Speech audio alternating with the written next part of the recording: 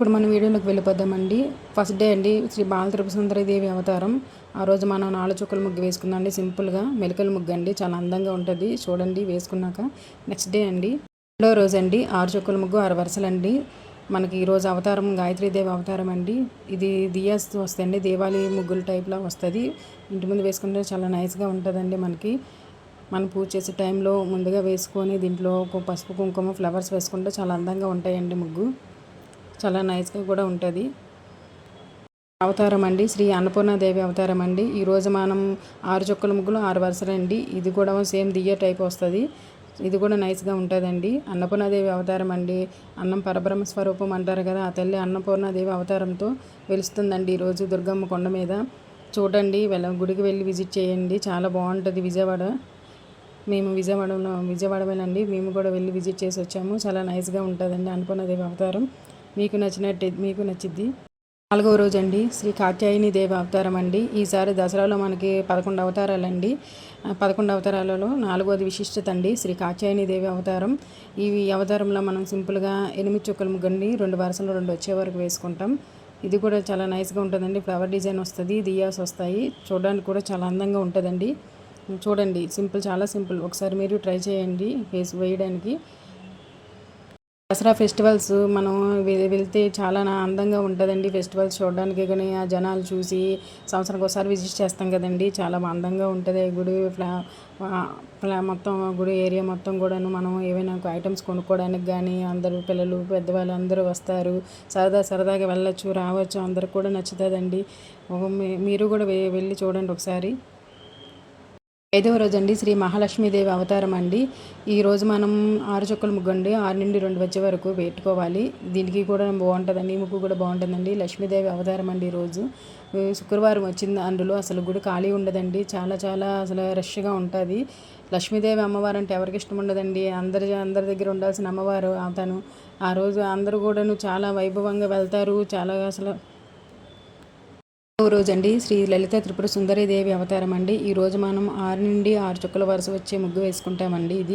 ఇది కూడా బాగుంటుందండి. లలిత త్రిపుర దేవి అవతారం అండి. ఈరోజు కూడాను చాలా శనివారం వచ్చింది కదండి, అసలు ఖాళీ ఉండదు. కూడా ఒకసారి టెంపుల్కి వెళ్ళండి. 7వ రోజు శ్రీ దేవి అవతారం అండి. ఈరోజు మనం 7 నుండి మధ్య చుక్క 4 వచ్చే వరకు అండి. ఇది కూడా మనకి ఏమంటారు, ఈ పద్మ ముగ్గు డిజైన్ మోడల్ వచ్చిందండి. ఇది కూడా బాగుంటుంది. చూడండి, సింపుల్, చాలా ఈజీ అండి. మనం ఇంటి ముందు వేసుకున్నామంటే ముగ్గు మనకు చూసిన వాళ్ళకి చాలా అందంగా కనిపించేటట్టు ఉండాలండి. అలా వేసుకుంటేనే కదండి మన ఇంట్లో కూడాను లక్ష్మీదేవి అనుగ్రహం ఉంటుంది. ఇంటి ముందు ముగ్గే అంటే అందము చాలా. మన ఇంటి ముగ్గుని చూసి 8వ రోజు శ్రీ సరస్వతీదేవి అవతారం అండి. ఈరోజు మూల నక్షత్రం. ఈరోజు అస్సలు ఖాళీ ఉండదండి. గుడి చాలా ఫేమస్ అండి. అమ్మవారి పుట్టినరోజు కదండి ఈరోజు. చాలా అసలు ఫేమస్ అమ్మవారికి. మనకు చదువుల తల్లి అండి. పిల్లలు పెద్దలు అందరూ వెళ్తారండి. అస్సలు ఖాళీ ఉండదు, ఫుల్ రష్గా ఉంటుంది. ఈరోజు మనం వేసుకునే ముగ్గండి 6 నుండి 6 చుక్కలు వచ్చే ముగ్గండి. లోటస్ డిజైన్ వస్తుంది. ఇది కూడా చాలా బాగుంటుందండి. మనకి చాలా ఇంటి ముందే కమల పువ్వు డిజైన్ వేస్తే లక్ష్మీదేవి అమ్మవారు, సరస్వతీదేవి తల్లి మన ఇంటికి వచ్చినట్టేనండి.